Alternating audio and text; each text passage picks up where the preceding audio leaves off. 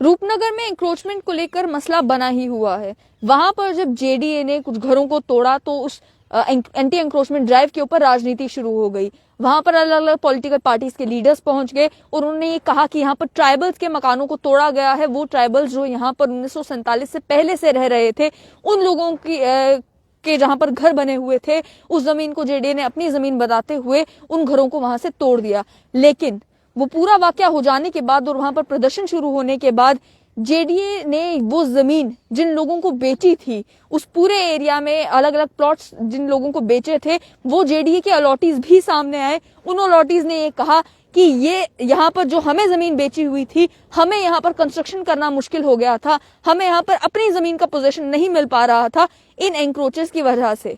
मेरे साथ इस समय एडवोकेट सुरजीत सिंह हैं, जो कि Jammu Kashmir high court bar association के जनरल सेक्रेटरी हैं।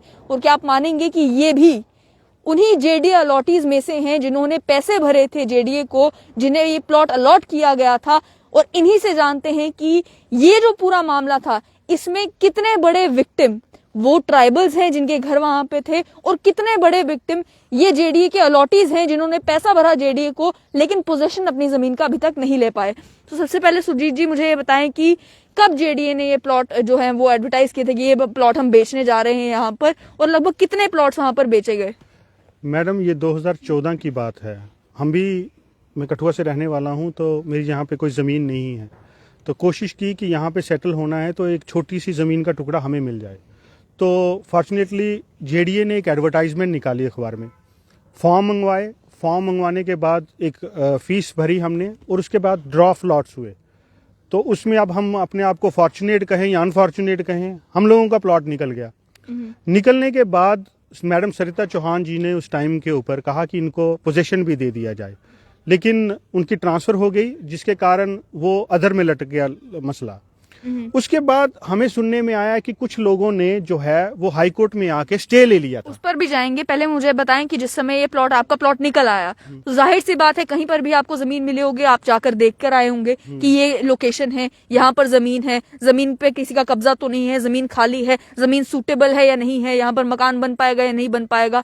तो क्या आप जमीन पर गए थे, आपने वो एरिया देखा था, और जब आप वहां पर गए थे, क्या उस समय भी वहां पर एंक्रोचमेंट थी या उस समय कोई एंक्रोचमेंट नहीं थी? मैडम, मेरा प्लॉट नंबर 117 है, और जब एडवर्टाइजमेंट निकली थी तब भी हम उस मौके पे गए थे, और जब हमने पैसे जमा किए और उसके बाद भी हम मौके पे जाते रहे, तो मौके पर ना कोई कंस्ट्रक्शन थी, ना ही गैर कानूनी की वहां पे किसी का कब्जा था उस टाइम के ऊपर।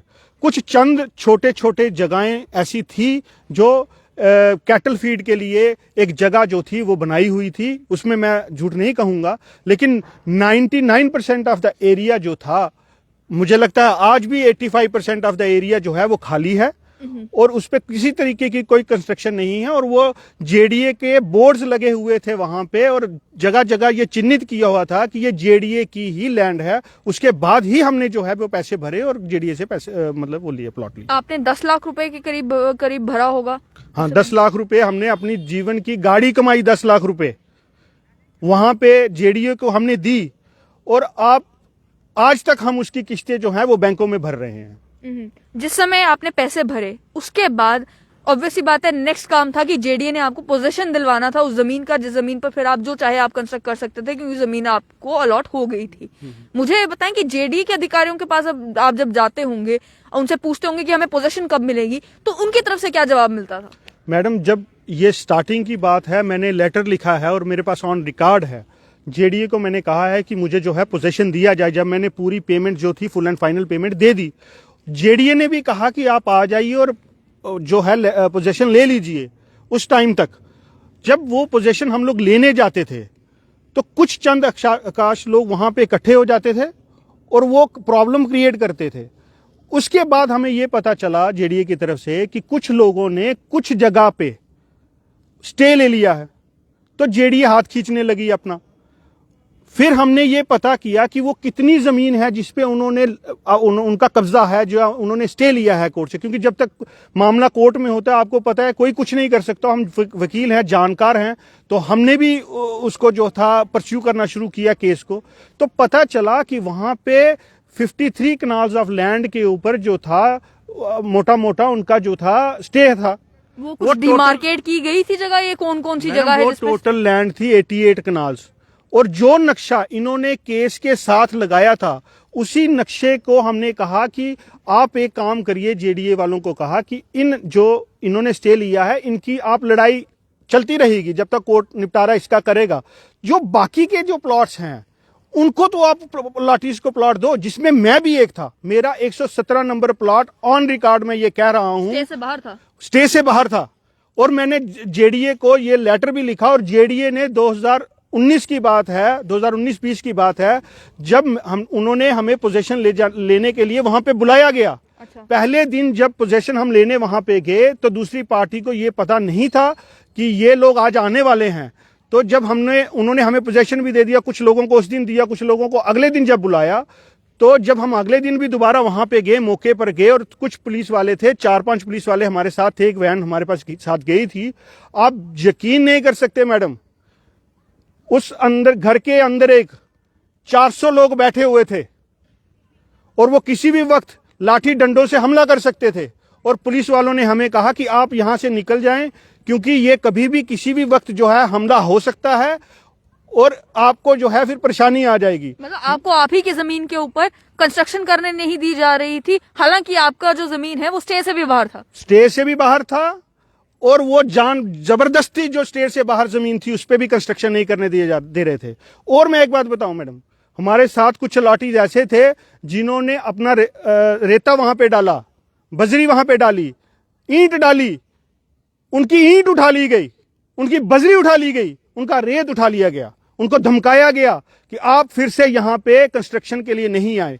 तो मैं ये कहना चाहता हूं, कुछ लोगों की ये एक पॉलिटिकल थ्योरी है, वो देखते हैं जैसे एक मंडराता है ना सिस्टम, तो कुछ लोग उस तरफ, इसमें किसी भी कम्युनल एंगल का नाम नहीं था। इस पे अगर मुझे ये बताएं कि उस समय जिस समय आपने लैंड देखी और आपने कहा कि 95% लैंड जो है उस पर कोई कब्जा नहीं था, वो लैंड खाली थी, जो घर थे वहां पर जो तोड़े गए बाद में, उन घरों के बारे में जानना चाहूंगी कि लगभग कितनी जमीन होगी जिनके ऊपर वो घर थे, और क्या पॉसिबल था जेडीए के लिए कि उन घरों को छोड़कर बाकी जगह जो है वो अब अलॉटीज को दी जा सके, अब क्योंकि स्टे वेकेट हो चुका है। मैडम, जो ये जेडीए का काम है, उन्होंने देखना है कि उनकी कैसे डिमोलिशन ड्राइव चलनी है। हमने तो उनको नहीं करना है ना, वैसा गाइड नहीं करना है। मेरा कहने का मतलब ये है, मैं आज आपको ये बात ऑन रिकॉर्ड कह रहा हूं, 2014 में हमें मिला, सरकार किसकी थी?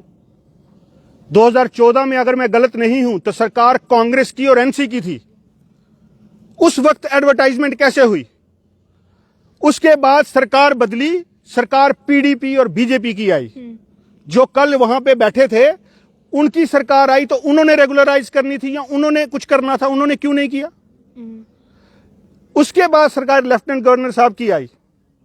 मैं ये आपको कह देना चाहता हूं कि इसमें शुद्ध राजनीति है, इसमें कोई भी कम्युनल एंगल नहीं था, कुछ भी नहीं था। हम 7 सालों से दरबदर हो रहे हैं।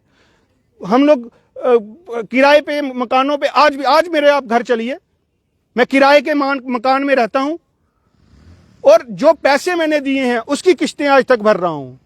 मैं आपको साफ कह देना चाहता हूं, कुछ लोग राजनीति से प्रेरित होके, और कुछ लोग इंक्रोचर हैं, जो इंक्रोचर हैं सरकारी जमीनों के, मैं ऑन रिकॉर्ड आपको ये बात कह सकता हूं, अपनी अपनी जगह पे उन लोगों ने सरकारी जमीन पे कब्जे किए हैं। वो इन लोगों के साथ खड़े होकर ये शाना बिशाना ये दिखाना चाहते हैं कि आज ये डिमोलिशन ड्राइव रुकेगी तो जम्मू में 1 इंच भी जगह जो है कोई भी जेडीए बाद में नहीं ले पाएगी। वो इस जगह से इसको कम्युनलाइज करके एक प्रेशर क्रिएट करना चाहते हैं कि कोई भी जम्मू में जो भी सरकारी अदारे की जमीन है, उस सरकारी अदारे की जमीन खाली ना हो। बस इतना सा मकसद है उनका। वो इनकी आड़ में आके अपना जो है उल्लू जो है वो सीधा कर रहे हैं। क्या समझेंगे कि जम्मू कश्मीर में एडमिनिस्ट्रेशन की हालत किस तरीके की है कि आप एक वकील हैं, आपने कहीं पर सरकारी जमीन जो है प्लॉट आपको अलॉट हुआ, और उसकी भी पोजीशन आपको आज लगभग देख लीजिए 2015 से 7 साल हो चुके हैं, अब भी जाकर आपको पोजीशन जो है अब दिलवाने जा रही है जेडीए। तो 7 साल अगर आपको लग गए तो एक आम आदमी कहीं पर जो जमीन खरीदता है, आप सोचेंगे उसे कितनी परेशानी आती होगी जम्मू कश्मीर में। तो इस एडमिनिस्ट्रेटिव सेटअप के बारे में क्या कहना चाहेंगे, क्योंकि काम तो जेडीए का था, उन्हें 2015 में चाहते, 16 में चाहते, 17 में चाहते, आपको दिलवा सकते थे पोजीशन। देखिए मैडम, हम हमेशा जेडीए के पीछे रहे हैं, 2014 से लेकर 2021 तक मैंने कई लेटर जो है जेडीए को बीइंग अलॉटी मैंने उनको इशू लिखे हैं कि मुझे जो है पोजीशन दिया जाए, लेकिन उनका ये कहना था कि ये कोर्ट में ये मामला जो है लंबित है, और जब ये कोर्ट में किसी चीज की स्टे मिल जाएगा तो नेचुरली बात है जेडीए उससे हाथ खींचेगा। और जेडीए को कोई क्या इंटरेस्ट है? आप मुझे बताओ जेडीए को क्या इंटरेस्ट है? जेडीए के पैसे तो आ गए, जेडीए ने अपने पैसे ले लिए, हमसे 10-10 लाख रुपया ले लिया और जो है अपना खजाना भर लिया। आज जब ये स्टे टूटा है तो हमने वीसी जेडीए को मजबूर किया है, हम वीसी जेडीए के पास गए हैं कि आपने 7 साल तक हमें लटकाया, अब हमें जो है इंसाफ मिलना चाहिए और हमें प्लॉट्स का जो है पोजीशन मिलना चाहिए। हमने उनको जोर देके ये कहा कि ये लैंड खाली करानी चाहिए और उसी के एवज में जो है ये लैंड जो है वीसी जो है वो खाली करा रहा था। मैं आपको ये बात आज कह रहा हूं यहां पे बैठ के कि ये जो लोग राजनीति कर रहे हैं, वो बहुत सारी जगह आप अपनी राजनीति चमकाएं, हमें कोई उसमें वो नहीं है, लेकिन आप हमारे पेट पे लात मार के अपनी राजनीति को चमकाना चाहते हैं तो इससे शर्मनाक बात और कोई नहीं हो सकती। आखिर में यही कि अब क्योंकि वहां पर प्रदर्शन भी हो रहा है और सारी पॉलिटिकल पार्टीज भी जो है इस मसले में कूद चुकी हैं, अब क्या आपको लगता है कि आपका पोजीशन आपको मिल पाएगा, या आपको लगता है अभी भी मामला लंबा चलेगा जब तक ये प्रदर्शन खत्म नहीं होता, जब तक ये पॉलिटिकल पार्टीज पीछे हट नहीं जाती? देखिए मैडम, एक चीज तो आपको चिन्हित करनी पड़ेगी और एडमिनिस्ट्रेशन को भी चिन्हित करनी पड़ेगी। अगर एडमिनिस्ट्रेशन इन 4 लोगों के जो इंक्रोचर्स हैं लैंड के, इनके प्रेशर में आके काम करना चाहती है तो मोस्ट वेलकम करे, लेकिन उसके बाद उनको ये पता चलेगा एडमिनिस्ट्रेशन को कि जम्मू में जो इन लोगों ने जो ये खेल रचाया है, कम्युनल बना के या किसी भी तरीके से विक्टिम कार्ड खेल के जो भी चीजों को बनाया जा रहा है, तो मैं आपको कह देना चाहता हूं कि फिर जेडीए पूरे जम्मू कश्मीर में या जम्मू में 1 इंच जगह खाली नहीं करा पाएगी। आप इसका रिपरकशन समझिए। आप इसके रिपरकशन तो ये हैं कि ये चाहते हैं कि जम्मू के अंदर कोई भी डिमोलिशन ड्राइव ना चले। जो इंक्रोचर हैं, इंक्रोचर्स ने ही जो है जो आज ये हल्ला गुल्ला मचाया हुआ, मैं तो साफ कहूंगा ये इंक्रोचर्स हैं, चाहे वो पॉलिटिकल इंक्रोचर्स हों जिन्होंने पॉलिटिकल दायरे में रह के अपने टाइम पे सरकारी जमीनों के ऊपर कब्जा किया। आज उनकी जब जमीनों के ऊपर बात आ रही है तो वो जाके वहां पे धरने पे बैठ रहे हैं, उनको उनकी कोई चिंता नहीं है। आज मैं आपको ये बात कह देना चाहता हूं ऑन रिकॉर्ड, जो लोग वहां जा रहे हैं उनमें कुछ वकील भी हैं, बाकी मेरे भाई हैं, लेकिन जब उनका मामला यहां कोर्ट में चलता था, जब कोर्ट में उनका मामला चला तो उनको क्यों सही असिस्टेंस उन्होंने कोर्ट में नहीं दी? अगर ये उनके इतने ही मातीदार थे तो उनको कोर्ट में उनको अच्छे से असिस्टेंस देते। आज सड़कों पे उनको उतरने के लिए मजबूर कह रहे हैं, लेकिन अधारा ये है कि जब कोर्ट, एक बात और में कुछ लोगों ने ये बनाया हुआ है कि नोटिस नहीं दिया। आप मुझे ये बताओ नोटिस किस चीज का?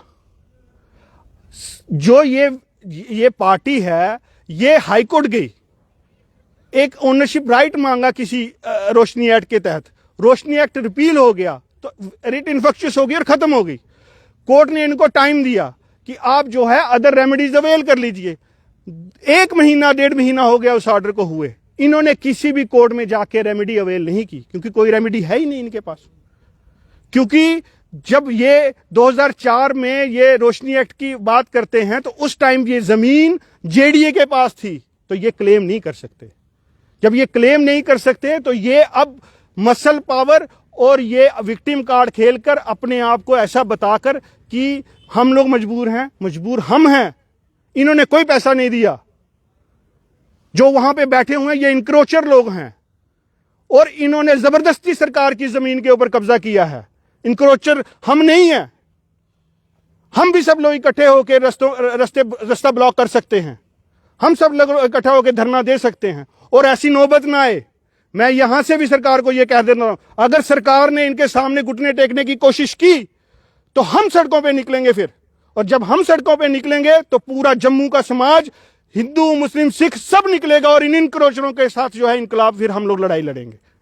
तो आपने साफ तौर पर सुन लिया, ये Jammu Kashmir high court bar association के general secretary advocate Surjit Singh हैं, जो कि वन ऑफ द अलॉटीज हैं, जिन्हें जब जेडीए ने ये प्लॉट एडवर्टाइज किए थे तो इनका भी प्लॉट आया था, इन्हें भी प्लॉट अलॉट किया गया था, इन्होंने भी 10 लाख रुपए भरे थे ताकि वो जमीन का टुकड़ा इन्हें मिल सकता, जिसके ऊपर ये बाद में अपना घर बनाना चाहे तो बना सकते थे। लेकिन इन्होंने कहा कि मेरा जो प्लॉट था वो स्टे के अंदर भी नहीं आता था। स्टे में जितनी जमीन इन्होंने कही थी कि हमें रोशनी के तहत रेगुलराइज की जाए, उन लोगों ने जो लोग उस समय जिनके पोजेशन में ये जमीन थी, इन्होंने कहा कि मेरा जमीन का टुकड़ा जो था, मेरा जो प्लॉट था, वो स्टे से भी बाहर था, लेकिन उसके बावजूद भी ना मैं वहां पर कंस्ट्रक्शन कर पाया, ना जेडीए मुझे पोजीशन दिलवा पाई, ना ही ये लोग जो उस समय वहां पर एंक्रोच करके बैठे हुए थे, उन्होंने वहां पर कोई कंस्ट्रक्शन किसी को भी करने दी, उस एरिया में भी जिस एरिया को वो क्लेम नहीं कर रहे थे। उसी का नतीजा ये निकला कि जब हाई कोर्ट से स्टे विकेट हुआ, हाई कोर्ट से मामला खत्म हुआ, उसके बाद जाकर जेडी ने वहां पर